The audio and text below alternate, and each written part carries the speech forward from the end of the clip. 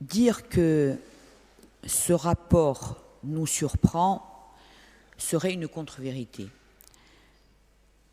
Il présente un certain nombre de chiffres, de sources, et pourtant je n'en dirai pas grand-chose. Nous avons tellement dit,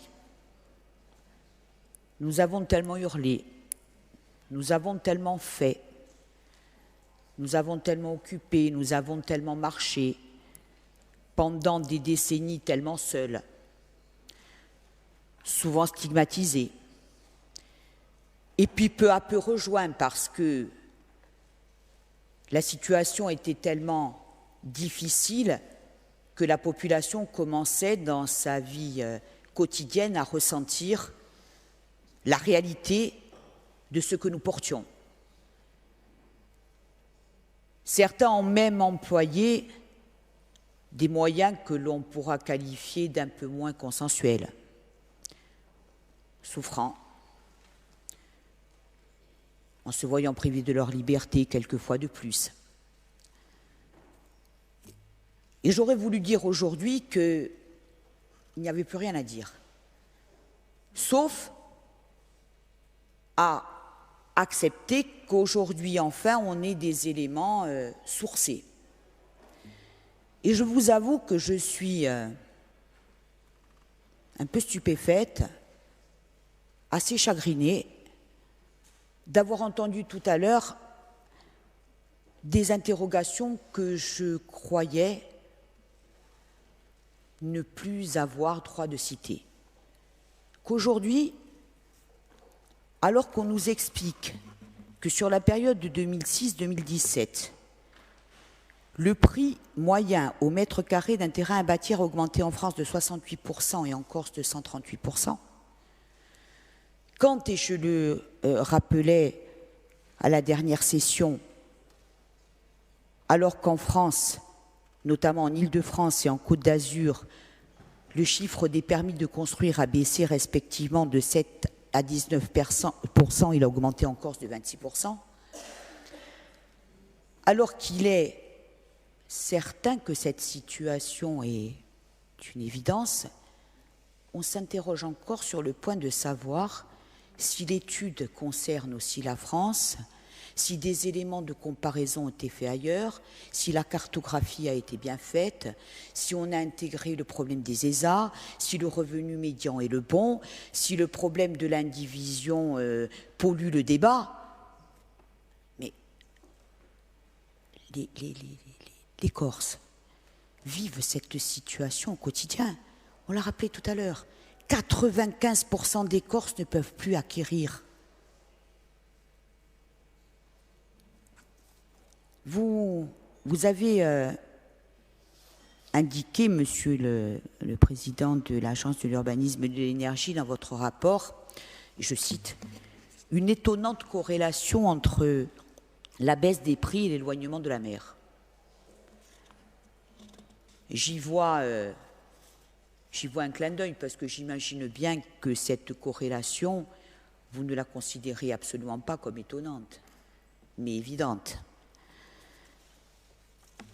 Alors, aujourd'hui, moi, je pensais qu'on n'en serait plus au stade des interrogations, des doutes sur la situation que nos compatriotes vivent, et qu'on serait plutôt unanimement dans la phase de proposition de dispositifs clairs, efficaces, sérieux et rapides. Je ne pensais pas être naïve, il faut croire qu'un soupçon de naïveté m'anime encore. Je vous le disais tout à l'heure, je ne vais pas relever beaucoup de choses de ce rapport. Certains éléments sont pourtant particulièrement, non pas étonnants, mais graves. Premier élément, il est indiqué dans le rapport que le prix du terrain en Corse constitue une part croissante du coût de production du logement. Nous le savons tous, à tout le moins je l'espère. Le rapport propose d'agir plutôt sur le prix du foncier que sur celui du logement. Ça paraît être une évidence. Le rapport conclut qu'il faut donc éviter que le foncier soit libéré de manière inconsidérée et illimitée. Oui, les dispositifs comme le bail réel et solidaire sont intéressants et moi j'y adhère entièrement. Mais tellement peu de choses au regard de la situation. Le bail réel et solidaire, si le prix du foncier continue à augmenter de façon aussi exponentielle, sera un bien faible rempart par rapport à ce qui nous attend. Ce sera une digue de roseaux sur l'ouverture d'un barrage. Mais il faut le faire. Mais ce sera bien peu de choses, malheureusement. Qui achète? On l'a dit tout à l'heure. On a fait une comparaison entre le niveau des prix et le revenu médian d'un jeune ménage corse. On répond vite à la question, pas les Corses. Moi, je pense même qu'aujourd'hui, l'accès au foncier, par la réduction et la diminution considérable des coûts du crédit immobilier, diminue encore la possibilité aux Corses d'acquérir. Tout simplement parce que leur revenu ne leur permet pas d'avoir accès au crédit bancaire, parce que la politique des banques est celle que l'on connaît. En revanche, d'autres qui ont des moyens peuvent accéder encore plus facilement au foncier que le coût du crédit est faible. Alors aujourd'hui, certes, on a des moyens techniques qu'il faut mobiliser, j'en suis d'accord. Mais il faut surtout mobiliser des moyens politiques mus par une véritable volonté politique. Il faut arrêter d'imaginer tous les obstacles avant d'imaginer et de souhaiter concourir à un résultat. Non, le statut de résident n'est pas définitivement impossible en France parce qu'il existe aussi en France. Ce qui a été fait à Courchevel, on en parlait l'autre jour, existe en France. Le tribunal administratif de Bastia, retoquant une délibération, n'a pas fermé la porte. L'Europe ne ferme pas la porte. Et puis tiens, le fameux bail réel et solidaire, s'il n'est pas un véritable exemple que le droit de propriété n'est pas le totem que l'on ne peut pas attaquer, que l'on nous oppose. On nous explique que le statut de résident ne pourrait pas exister parce que le droit de propriété est un principe constitutionnel d'un niveau considérablement élevé. Ben, que fait le bail réel et solidaire à part le démembrer, le droit de propriété? Donc on peut y toucher au droit de propriété. Ce ne sont pas les tables de la loi. Mais il faut surtout que nous soyons convaincus de ça, que nous soyons convaincus que la possibilité, nonobstant les obstacles qu'on nous oppose, que cette possibilité existe. Et pour en être convaincus, il faut que nous ayons une véritable volonté politique de voir ces revendications portées et admises.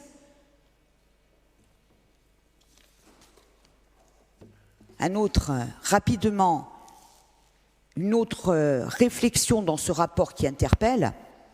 On nous explique que la hausse des mutations à titre onéreux a été plus rapide en Corse que l'augmentation du PIB.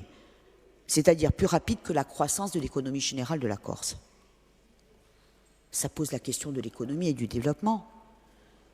Quand le montant des mutations à titre onéreux dépasse la hausse de l'économie générale, ça veut dire qu'il n'y a pas d'autre économie que celle-là. Quelle économie? Quel développement? Celui qui rime avec béton.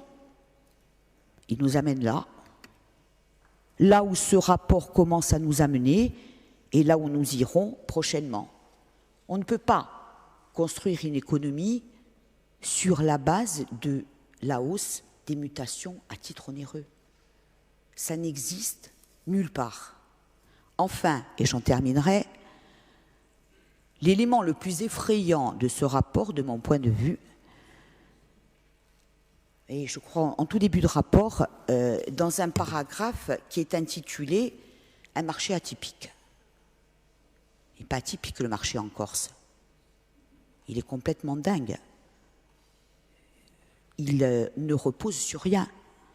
On nous explique que la valeur d'un terrain résulte essentiellement des conditions de la demande et pas de l'offre. Qu'est-ce que le marché ? La péréquation entre l'offre et la demande. On a un marché où l'offre ne représente plus rien. Il n'est pas atypique le marché, il est unique au monde. Ça veut dire qu'aujourd'hui, celui qui a de l'argent, qui demande, acquiert. Et malheureusement, celui qui possède adhère pour des raisons liées à toute une série de choses, y compris malheureusement les raisons économiques. Et c'était la justification du statut de résident. On ne peut pas demander aux Corses les plus modestes d'avoir une attitude militante en ne vendant pas à un non-corse et en ne vendant pas à certains prix. On peut en revanche lisser la situation en faisant en sorte que ce soit la loi, que ce soit la règle. Et puis, ce fameux marché qu'on qualifie d'atypique, il a enfin des conséquences effrayantes qui sont sociétales. Si le marché résulte uniquement des conditions de la demande et non de l'offre,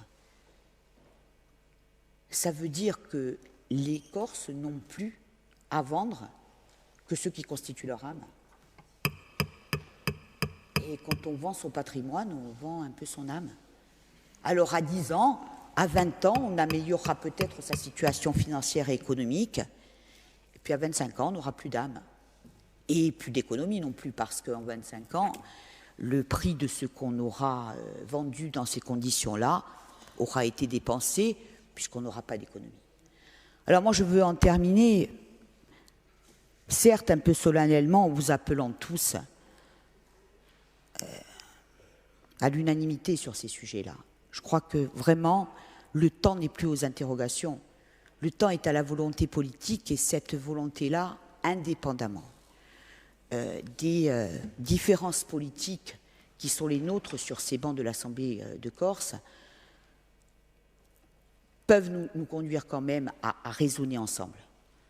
Parce que autour de nous, les Corses nous incitent, nous conduisent à raisonner ensemble. Alors, essayons de dépasser ces divisions, faisons en sorte de conduire des dispositifs rapides, efficaces, pour faire en sorte que le prochain rapport qui nous sera présenté par l'Agence de l'urbanisme et de l'énergie ne soit pas encore plus catastrophique. Merci.